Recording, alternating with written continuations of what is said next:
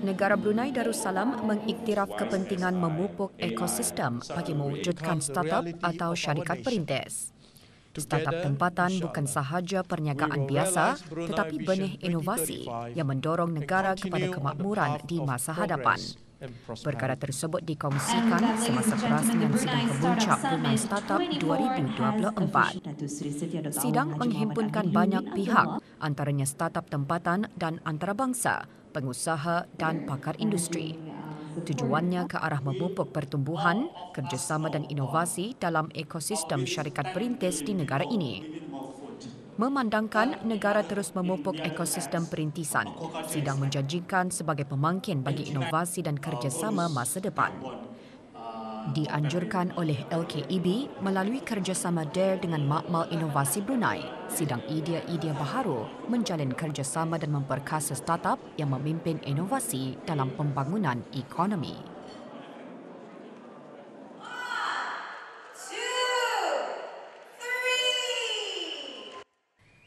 Pesta Pengguna ke-28 yang dianjurkan di Pusat Konvensyen Antarabangsa Berakas menerima penyertaan lebih 500 buah syarikat dengan sejumlah besarnya adalah dari luar negara.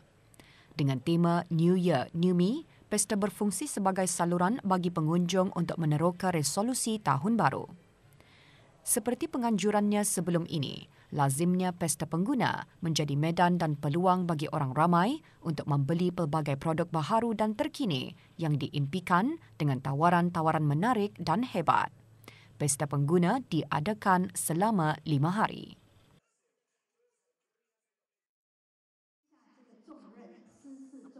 Pelantikan jawatan kuasa baharu menandakan lembaran baharu dalam kepimpinan Dewan Perniagaan Tionghoa dengan matlamat untuk terus menjadi penghubung penting perniagaan antara negara Brunei Darussalam dan Diplomatic Corps. Majlis pelantikan dan mengangkat sumpah bagi jawatan kuasa Dewan Perniagaan Tionghoa Bandar Seri Begawan ke-43, usahawan belia ke-8 dan usahawan wanita ke-7 diadakan di salah sebuah pusat membeli belah di Manggis.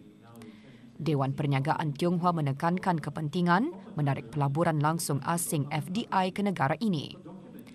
Inisiatif ini bukan sahaja menyumbang kepada pertumbuhan ekonomi negara, malahan membuka peluang kepada ahli dan perniagaan tempatan.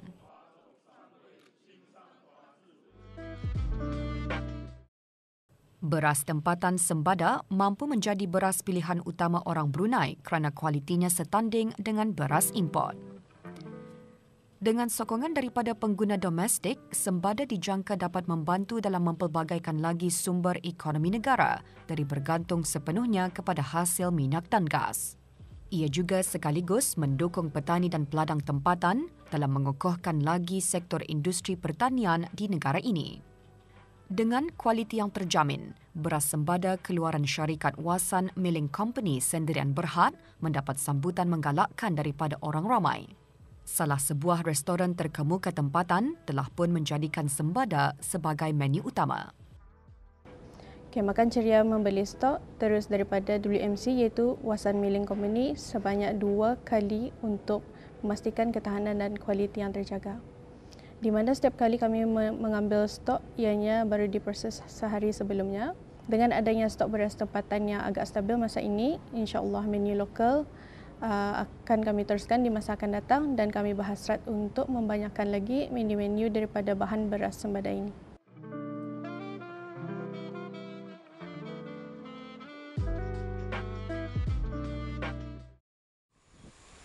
Nilai pengeluaran kasar industri pertanian dan agri makanan negara sehingga September tahun lalu mencatatkan RM417 juta berbanding RM432 juta pada tempoh yang sama tahun 2022.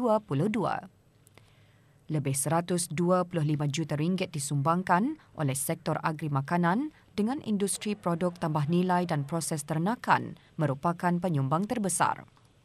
Sehingga bulan September tahun lalu, sumbangan industri produk tambah nilai dan proses ternakan berjumlah kira-kira 4,646 tan metrik bernilai RM89.93 juta berbanding 4,932 tan metrik dengan nilai RM90.93 juta dalam tempoh yang sama pada tahun sebelumnya.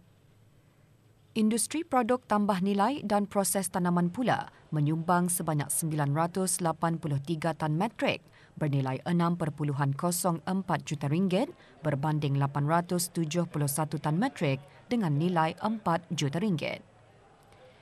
Manakala hampir RM30 juta disumbangkan oleh lain-lain industri makanan dan minuman. Permintaan bagi produk tambah nilai berasaskan daging dan tanaman semakin meningkat di negara ini. Pada masa ini, 335 buah syarikat tempatan bergiat aktif dalam sektor agri makanan. 57 daripadanya aktif dalam industri pemprosesan berasaskan daging dan ayam, manakala selebihnya dalam pemprosesan berasaskan tanaman.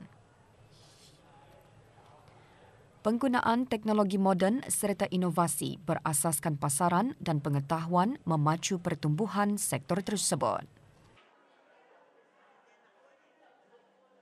Kami sekarang dalam usaha untuk mempertingkatkan lagi hasil jualan kami, hasil pengeluaran.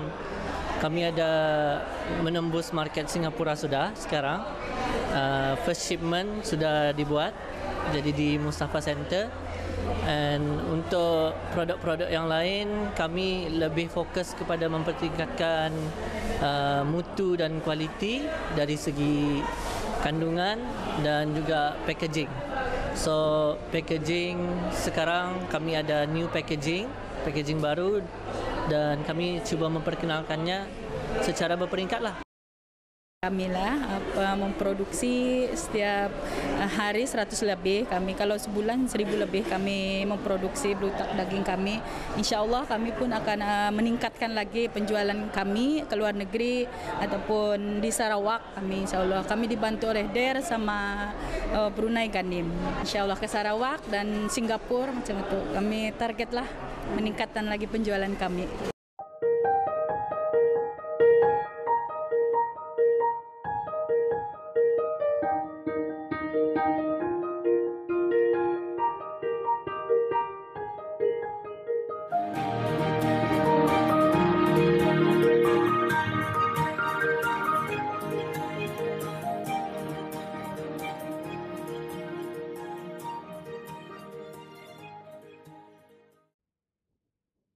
Sinonim bagi sebuah kafe ialah hidangan berasaskan kopi. Mengendalikan sebuah kafe yang mengutamakan minuman kopi sambil bersaing dengan kafe-kafe lain yang sudah popular tidak menghalang bagi kafe alpressocoffee.pn untuk berdiri seiring lebih-lebih lagi di daerah Temburong.